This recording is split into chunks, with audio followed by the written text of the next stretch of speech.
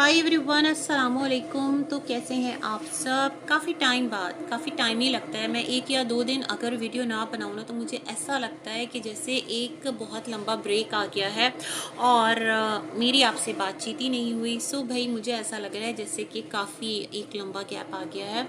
सो खैर कोई बात नहीं, स्टार्ट करते हैं अपना रिएक्शन वीडियो। अच्छा जी, मैंने आज ही जो है ना सितारा के दोनों वीडियोस देखे हैं। देख ही नहीं पाई थी, बिल्कुल ना दिल नहीं कर रहा था कुछ भी देखने का। यूट्यूब से बिल्कुल ऑफ ही थी यूँ समझ लें। तो मैंने अभी देखा है। तो मैं कुछ चीज़ें जो हैं वो यहाँ पर हाईलाइट करना चाहती हूँ। पहले तो भाई कि चोर मचाए शोर को था ना, अरे पकड़ो पकड़ो पकड़ो, अरे चकड़ो चकड़ो चकड़ो, देखो जाने ना पाए, जाए तो वापस आने ना पाए।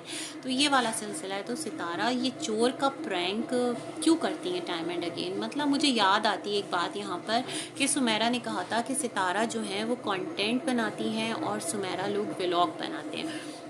तो ये वाला सिलसिला है। मतलब सितारा अपने व्लॉग को लेकर बहुत ज़्यादा सोच विचार करती हैं और उन्हें लगता है जो चीज़ उनको ना अच्छा व्यू देकर जाएगी तो वो उसी टॉपिक को हाईलाइट कर लेती हैं। चलो भाई ठीक है, इट्स ओके, इट्स फाइन। लेकिन जब आप इस तरह की चीज़ करें तो आप मेरे ख्याल में डिस्क्लेमर लगा दें, it's for entertainment purpose only, है ना। ये लगाना बहुत ज़्यादा ज़रूरी है क्योंकि एवरी टाइम इस तरह की बातें मजाक नहीं होती है ना। चोर डकैती ये तमाम तर चीज़ें कोई खेल नहीं है, कोई हंसी मजाक नहीं है। और मैंने सितारा का व्लॉग देखा, नॉर्मल इनकी रूटीन थी अंदर तो, लेकिन स्टार्ट में वही पीछे का गेट खुला रह गया।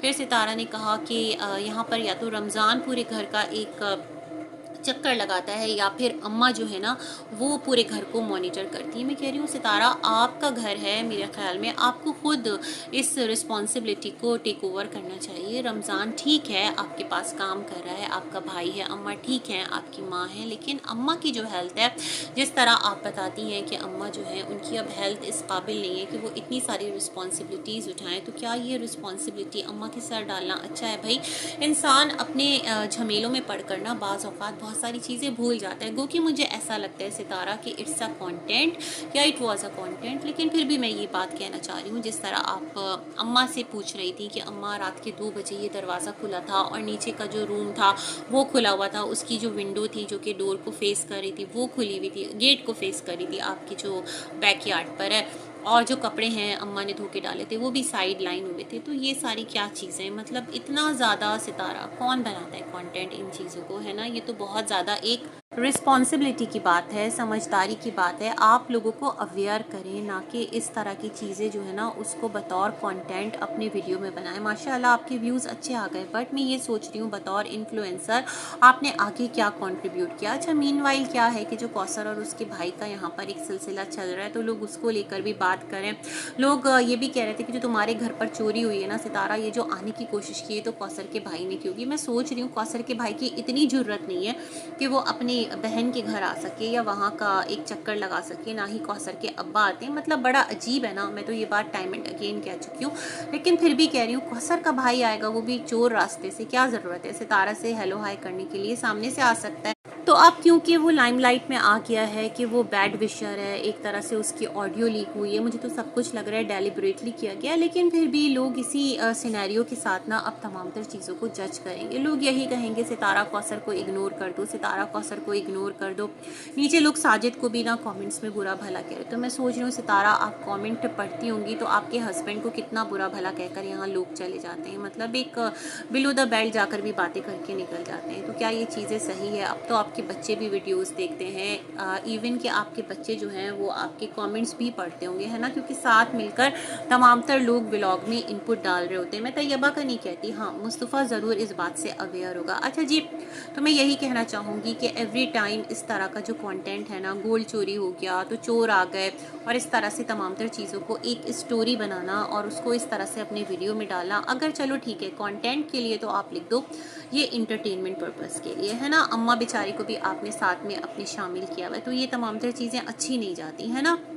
कैमरास भी आपने लगवा लिए हैं और उसके बाद कैमरा की रीच कितनी है मेरे ख्याल में ये आपको पता होना चाहिए था, और कैमरा कहाँ कहाँ लोकेट होने चाहिए। आपका बैक यार्ड है, जैसे अम्मा कह रही थी कि जब आप लोग यहाँ आए थे तो कोई पूछने आया था कि आपके घर में कैमरा है, यहाँ पीछे कोई वाक़या हो गया है तो हम उसकी CCTV जो फुटेज है वो देखना चाहते हैं। तो मेरे ख्याल में जब ऑलरेडी पूछ कर गया तो इतना इम्पॉर्टेंट जो एरिया है आप वो सो ऑन फ्रेंडली नोट मैं यही कहना चाहूँगी कि ठीक है, पता है क्या, कि कंटेंट ज़रूर बनाएं, लेकिन अपनी सिक्योरिटी, अपनी जो एक आपका खुद का एक डिग्निटी है ना, उसको ज़रूर मेंटेन करें। क्योंकि टाइम एंड अगेन ऐसी चीज़ें करना, एक बार और आप कह चुकी हैं, गोल्ड का जो आपका नाक का था ना, वो चोरी हो गया, फिर अम्मा ने जिस तरह से दिखाया, फिर अम्मा के पास से वो मिला, तो फिर अभी उसको लेकर ही लोग प्रोसेस नहीं कर पाए थे कि आप एक और चोरी का वीडियो लेकर आके, पता है क्या, यूट्यूब हमें ना सजेस्ट कर रहा होता है, जैसे हम लोग भी हैं तो हमारे स्टूडियो में, कि आप इस टॉपिक पे वीडियो बनाएं, आपकी ये वीडियोस जो है ना रैंक की थी, तो इससे मिलता जुलता टॉपिक आपकी ऑडियंस को ज़्यादा अच्छा लगेगा या वो देखेगी।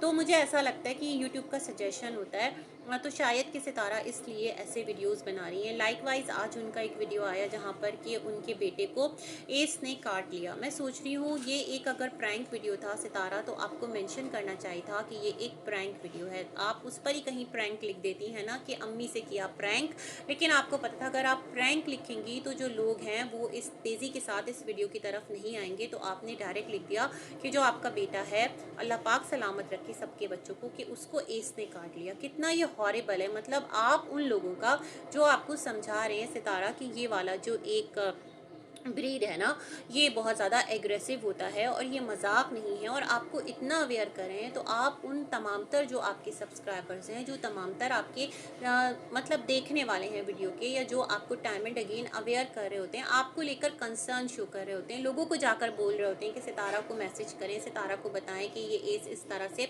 हार्मफुल हो सकता है, तो आप सबका इस तरह से मजाक उड़ा रही हैं टाइम एंड अगेन। एक बार आपने अपने साथ ये किया था कि एज ने काट लिया, मुस्तफ़ा के साथ मतलब आपने ये प्रैंक किया था कि इसको घर से बाहर निकालो निकालो निकालो, हम लोगों को अच्छी तरह याद है। और सेम वही चीज़ आपने इस टाइम क्या की कि अम्मी के साथ प्रैंक किया। बट क्या था कि जो अम्मी है वो इन तमाम तर चीज़ों को भाप गई। उन्होंने कहा कि वो परेशानी नहीं था, वो हंस रहा था और चोट उसके हाथ पर लगी थी और वो लंगड़ा के चल रहा था। मतलब एक जिसको खुदा ना करे इतना शदीद कोई काट लेगा ना, तो वो तो शायद उसकी आधी जान वही निकल जाएगी। तो इस तरह के प्रैंक्स बहुत ज़्यादा हॉरिबल हैं। और मुस्तफ़ा क्या है कि वो एस के पास भी चला गया और एस उसके ऊपर झपट रहा है, उछल रहा है, क्योंकि उसको तो ये लग रहा है ना कि ये ब्लड है, वो एक जानवर है, वो एक उसके अंदर फितरत में दरिंदगी है।